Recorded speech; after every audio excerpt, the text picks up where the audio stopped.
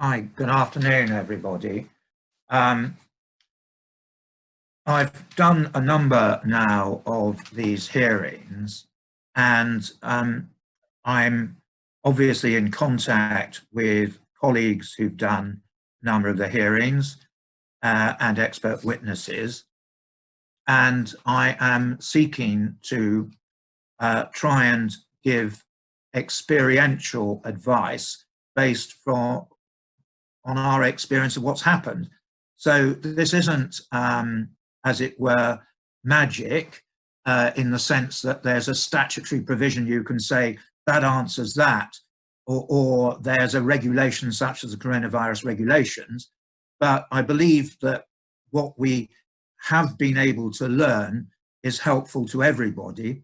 And I believe it should help to guide all who want to go into these digital hearings, whether you're going in with a representative, whether legally qualified or not, obviously I hope being a lawyer legally qualified, or whether you're trying to do it yourself.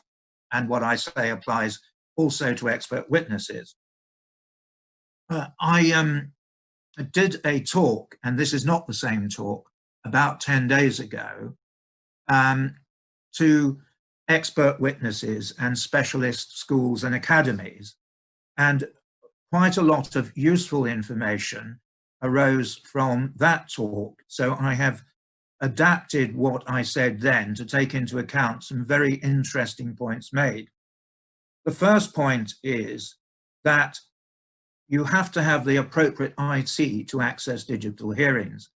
There is a article in The Guardian this week by a campaigner on behalf of parents and children's rights in the courts, pointing out that certainly in family law, that some of these hearings have resulted in injustice. And the question I got asked last time was, what happens if the IT is inadequate or it breaks down? Well, one example given in the article in The Guardian was a mother who had to take the video evidence in her garden shed because her children shouldn't hear. And that plainly improper and shouldn't happen. So first of all, make sure, number one, you can get the right IT to access the hearing. And number two, if you are not accessing it, insist that the hearing can't go ahead and get out of it and get another date. Often people are reluctant to be insistent about these things, but you're first of all going to be asked, do you consent to an IT hearing? And if you don't consent, and I'll come back to that, then they can't impose it on you. It'll just have to happen in the normal way when things return as much to normal as possible. And secondly, don't access a hearing with inadequate IT. And thirdly, if Mrs. Smith down the road is very friendly, says, oh, you can use my facilities, remember, this is a confidential process and you can't just go somewhere else. You'll notice the room I'm in, which I use for hearings, everything is closed off. The door's there, it's closed, the partitions and everything else. So it is confidential and cannot be giving away information by accident, which is one of the issues. So first of all, make sure you can get into the hearing, participate in the hearing, be involved in the hearing, and that the hearing is fair to you. It may not be, you don't have adequate child care. I mean, I use this facility because I have 3 dogs, and I understand that one of my colleagues had to go to the door to take a delivery because the dog was barking. Well, you can bet 3 large dogs will certainly bark at least 3 times as large. And there are these practical issues, I'm afraid, that need to be considered. So is the hearing one you want to participate in? And now I'm going to change my mind and I'm going to jump. I was going to address this later, but some hearings are not going to be suitable for IT hearings. They are hearings where, first of all, there is a difficulty with the English. Secondly, and I'm not being political, but Boris Johnson was useless in front of the select committee last week, but he got away with it because he could just fob off the answers. In cases where hard questions have to be asked and where there are significant expert or fact disputes, you will not get on a video hearing the same access to evidence and questioning and indeed spontaneous reaction that you get in a live hearing. So some hearings are not going to be suitable, and you need to think about that. I would doubt, for example, whether most disability discrimination hearings would be, because if they go to a hearing, they're normally hotly contested. So think about whether consent should be given at all. And of course, the other side may find the video hearing very helpful to them because you're not pressed so much, you're not pressurized so much as you are in a live hearing. And I did one live hearing just before lockdown where the top expert witness for the other side basically collapsed in evidence. That simply can't happen in the video world. So that's the first issue. Is the hearing right for you? Can you access the hearing?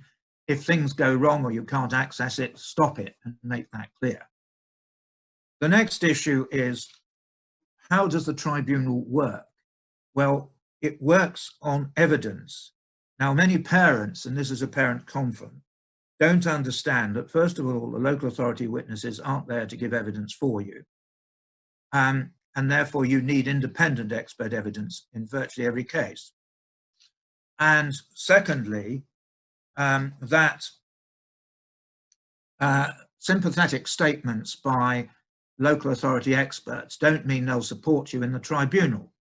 So independent evidence is very important, but the tribunal works on evidence. And if you don't have evidence, simply talking about your child is normally not going to be good enough.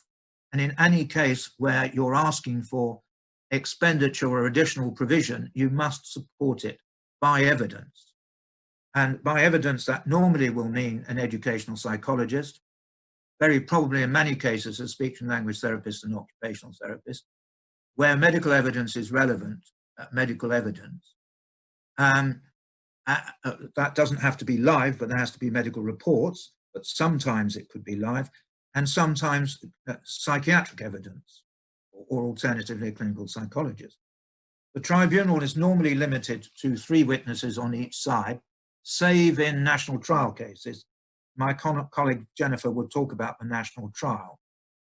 And if you can get 3 witnesses there, if the case is in dispute, a case where local authorities are asked to expend more money than the school's resources, and more money than they are prepared to give to the school's resources, or where parents are seeking an independent provision, you will almost certainly need to have live witnesses if you can possibly arrange it and afford it. Many parents have learnt to their cost that just coming to the tribunal, pointing out the documents prepared by the local authority and hoping their evidence will be good enough isn't going to work. And then they want to appeal, but they can't appeal because they don't have the evidence on which an appeal could be lodged. So that's the second issue. The third issue is that you do remember the tribunal works on reading the documents beforehand. That makes it even more important that the expert evidence obtained is competent, identifies the issues, and does the job. That therefore means that the expert must comply with the tribunal's practice direction. And tribunal judges, and this is normally a criticism of local authorities, but equally it's a criticism of some independent experts, continue to wearily state in professional meetings and in hearings, why hasn't your expert, Mr. X, local authority Y, specified the provision? Because the statute, section 37, the regulation 11 of the special needs regulations require the local authority to specify the provision. And that means if it's speech therapy, it should be, for example, 1 hour a week. directly delivered. The therapist should train the staff 2 hours a term. The therapist should provide a program to be delivered by all staff, to be initially set up 2 hours a term, monitored termly for an hour. The therapist should provide a report and reassess for the annual review. And you're looking at about 45 hours speech and language therapy to be specified in the plan.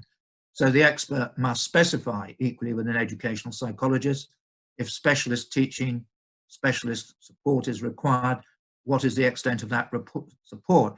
You've already heard Charlotte Hadfield on Waking Day.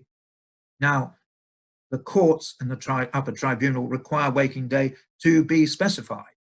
So the expert must, where relevant, or the experts must be clear and concise. I'd also add to that, if you're seeking a Waking Day curriculum, all the experts must support it. You don't want your own team stabbing you in the back. So given that you've got all of that, the tribunal will give you a link to a video hearing room, and the participants are given a code and then invited to enter. The code, for example, after the is on Google Gold, after you've joined from the outside to get in, there'll be a code such as SEN 11 or SEN 10 or 14. The tribunal's guidance also states you can use a combination of smart TV on a smartphone. From experience, smartphones in desperation can be used. Don't unless you're desperate and things have broken down. As regards the smart TV, I've never seen one used and would consider it unlikely it would be terribly effective. So the tribunal also state they'll be tolerant of family members, and I think that also means dogs. But do remember that IT is IT. A number of hearings I've been involved in have been held up largely because of the tribunal's difficulties. One judge had to spend 2 hours actually making sure she was able to conduct the hearing. And there's been a number of hearings where the judge has been blocked out of her own hearing or his own hearing, or we've been just dumped out. We don't know why. It's the IT that's done it, and nobody has control over it, but that also adds to the time. So we're sitting in our video hearing. We're all looking smart on the top, but most of us are in our pajamas on the bottom. Not today, I'm afraid, because I have to come in elsewhere, but so you will have to not imagine that. And what should we be doing? Well, first of all, before the hearing, and reasonably well before the hearing, if at all possible, the working document must outline the disputes and the agreements. And do remember, it's very difficult, if not virtually impossible, to have discussions about a working document with the other side at the hearing. So identify what's in dispute and what's in agreement.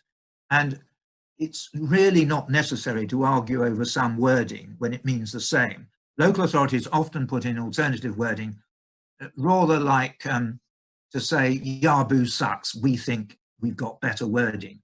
Well, it doesn't matter whether they have or not. Why argue it? It takes time and it may waste your money. So, but on the essential issues, be clear of what's in dispute. Secondly, it's very, very important that the team appearing are clear on what is in dispute, what their evidence is, and what's an issue. Now, not everybody in the team will be appearing at the tribunal, and you can always produce late evidence, as long as it's a few days at least before, clarifying something, if that's really needed. But where you've got a team giving evidence, talking it over a few days before is essential. And the other issue is the tribunal organisation makes mistakes. We've had cases where all the late evidence hasn't been sent to the tribunal by Darlington, the central office.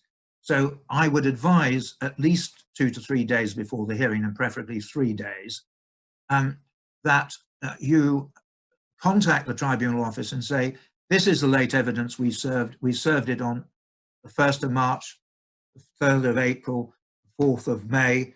Here it is again. Please make sure the tribunal is aware of it and copy it to the local authority. In those circumstances, you are not then going to get somebody saying, we never had it. And we have had, we never had it, hence we learnt from that one and are very keen to make sure everything is running properly. Let me point out that we know the tribunal office has had lots of people ill with the virus. They've been particularly struck by it. And it's not going to be a big surprise, therefore, if things are missed for that reason. So before the hearing, therefore, make sure your team are up with the speed, make sure the documentation that's late is in, and make sure the working document's there and clear. So going on from there, I believe having a chat on the morning of the team is also helpful, say 1/4 of an hour, 20 minutes, just to clear up anything and make sure everybody knows what's going on. It's useful to have a contact chat like the chat room here, and setting up a WhatsApp group might be a way to do it. I mean, we offer a designated conference line so that when there are gaps in the hearing, and there are gaps in the hearing because there are guidance on health and safety about how long you should be looking at a screen, and you should not be looking at a screen all morning or all afternoon, and they shouldn't be going to 5 in the evening. So those gaps, we set up a conference line, and the team can talk about issues that have arisen on the dedicated conference line during breaks. So that's one method. WhatsApp we've used as well, and you may have other ideas. I mean, it may be possible to do it on Microsoft Teams, for example. So equally during the hearing itself, you need to mute your mic because of feedback, and you won't, and equally, if the technology means that you are not being able to join due to some issue, this has happened and some witnesses have had to come in by telephone. I would take the view that if a parent has that problem, or the system won't upset the parent should simply say, I'm here by telephone, I want an adjournment. But it's up to you, because obviously that creates difficulties. But the other issue about hearings is they're very much more targeted. I've already said that you don't get the nuances you get live, and you get a block out of certain things you could do in a live hearing. I can't go through everything I can think of, but just remember the Parliamentary Select Committee last week, where if there is issues that are hard-nosed and important, it's much easier on a IT hearing to avoid the hard answers or to give a vague answer which might skate through. So equally, you don't get the chance to look at other people's expressions, and that sometimes helps. For legal representatives, I would strongly advise that you have backup staff available so that if an expert can't get through, there's a misunderstanding. And I've been in hearings where people have come in because they put the wrong code in, and obviously in the wrong hearing. So, or if there's an urgent need to get some information, we have the backup team available. That's not available to everybody. As Hayley said, this is a paid-for practice, but it is very useful. As regards the length of hearings, do they finish in a day? Well, very few hearings, in fact, have finished in a day. The majority I've been involved in have gone to what's called written submissions. Now, if there's legal representatives, the tribunal adjourn and ask a written submission. If it's a parent or a lay representative, I would think that the tribunal would adjourn for another date. And we certainly had one hearing adjourned for another date recently, but the majority of cases where they haven't quite finished have been left to written submissions. The implication of using video hearings is that they're longer. That's because there's a limit on how long you should be staring at a screen. It's more ponderous, and there's a limit on how long people can look at screens for a day on health and safety. I know the tribunal has internal guidelines on this because it's been said to me bluntly in at least 2 hearings recently. So there are going to be cases which won't fully finish. And my experience of such hearings is that the written submissions that we've produced have been very effective, but others may think that it's an additional imposition, which it is, but either you get the case heard or you delay the case. Now, one issue people have an interest in, which it deals with this area, is what happens if you need to get a child assessed in the current climate? Well, some assessments are possible by video and by consultation, both by questionnaires and directly discussing matters with the child or young person's current school. And we have managed to do that in a number of cases. Psychologists can conduct Zoom assessments, particularly using standardized tests such as the WISC-5 of cognitive ability, the Wyatt and the Neal analysis, spelling, etc. And that can be done. They can get the child's views. That can be even recorded. They can get the parents' views. And it's second best, but they can discuss with the school SENCO, class teacher, special needs teacher, the child's progress, the child's needs, whether the school is coping, what the school's view is of secondary transfer, if they're willing to cooperate and available, and in many cases they have been. However, a recent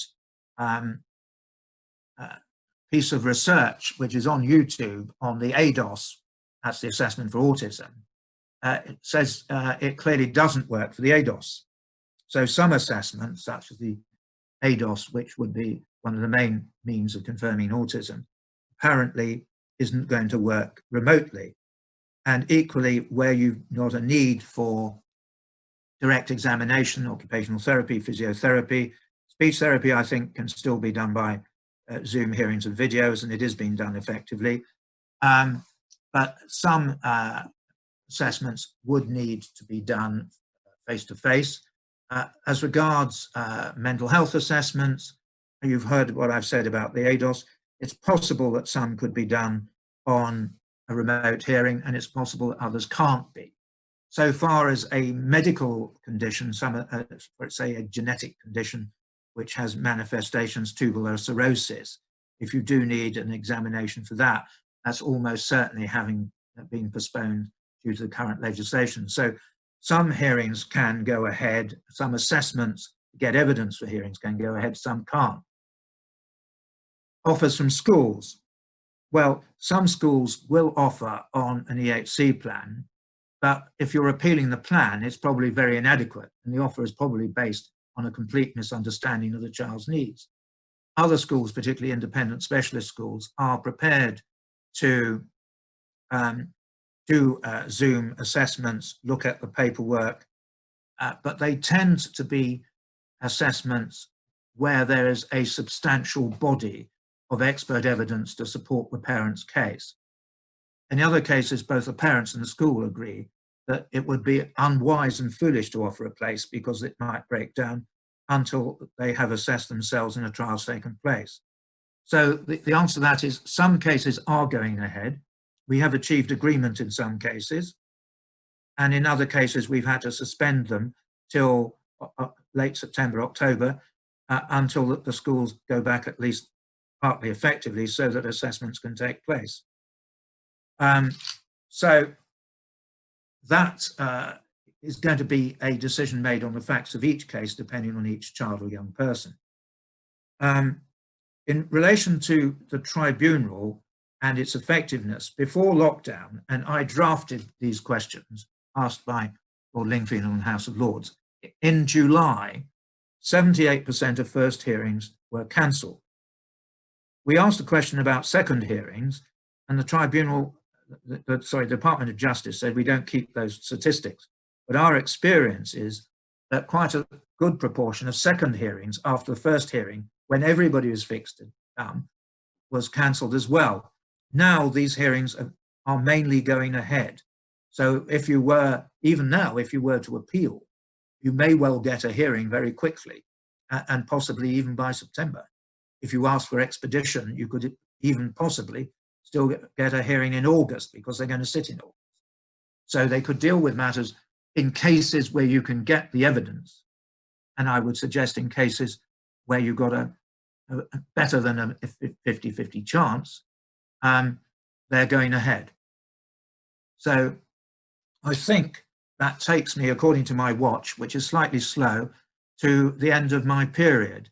My colleague Jennifer will talk to you about the national trial, and what I've said applies to all hearings, but more specifically, of course, to appeals or educational provision under section B and F and I of the plan.